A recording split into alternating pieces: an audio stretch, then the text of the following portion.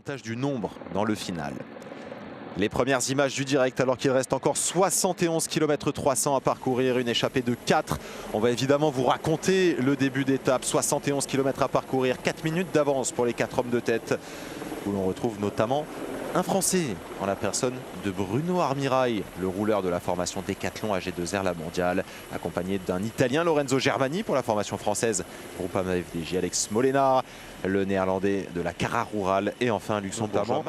Eh bien, ce fameux Tour du Pays Basque, c'est Juan Ayuso qui l'a remporté, alors que devant, on se fait la malle pour le champion de France du contre-la-montre Bruno Armirail, qui en avait marre de grimper à un rythme pas assez élevé pour lui, et donc il distance ses partenaires d'échappée. On revient à Juan Ayuso alors que Bruno part à l'avant.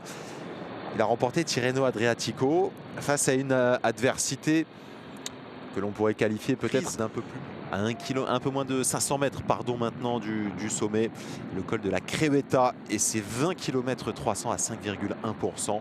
Bruno a décidé de prendre son destin en main, lâcher ses partenaires d'échappée. Ils étaient 4 à ouvrir la route.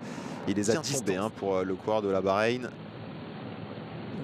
C'est Lenny qui a été pris dans la chute avec son équipier. Celui qui porte le dossard 5 de cette équipe, à savoir donc Finlay Pickering, le Britannique. Regardez, un très fair play, le soigneur d'Alpecin qui permet à Lenny de repartir, de se relancer. Avec un Astana, un XDS Astana dans la roue.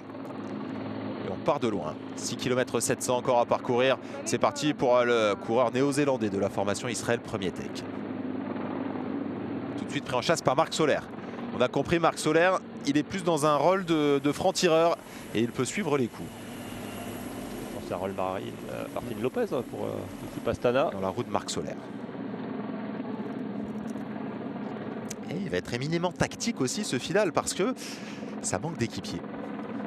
Est-ce qu'il y en a qui vont se sacrifier et emmener Juan Ayuso et Primoz Roglic sur la ligne d'arrivée? C'est moins sûr.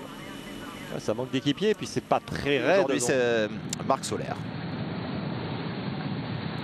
On fait la descente pour Sepp-Kuss.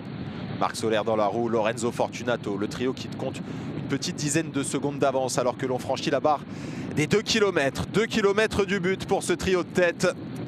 Bien lancé vers la victoire. Derrière, c'est Giulio Pellizzari qui a déjà fait beaucoup d'efforts, qui roule pour Primoz Roglic évidemment.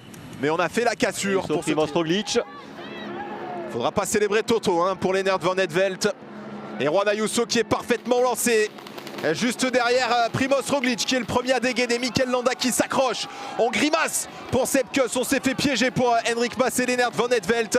On va se jouer la victoire entre Primoz Roglic et Juan Ayuso.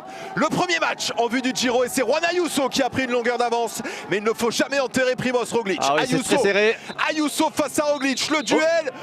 Et photo finish.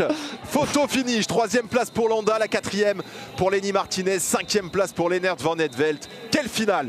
Quelle finale entre l'Espagnol et le Slovène. Ah, c'est joué au passage de virage, en tous les cas entre les deux coureurs qui étaient clairement les deux plus forts. Il n'y en a aucun qui a levé les bras sur la ligne. C'est vrai que Primoz Roglic à un moment il a pris le virage à l'extérieur, il perd un peu de temps et puis il revient un peu sur la fin. On va voir. Au ralenti, qui est-ce qui a gagné entre ces deux coureurs qui est annoncé les deux favoris de ce Tour de Catalogne. Alors on a l'air content. Juan Ayuso. C'est peut-être lui qui a gagné. Ouais, on a l'air content parce qu'on nous montre Juan Ayuso félicité par son staff. Déjà les jambes dans la neige pour la récup. Juan Ayuso, on ne perd pas de temps. Et au bout...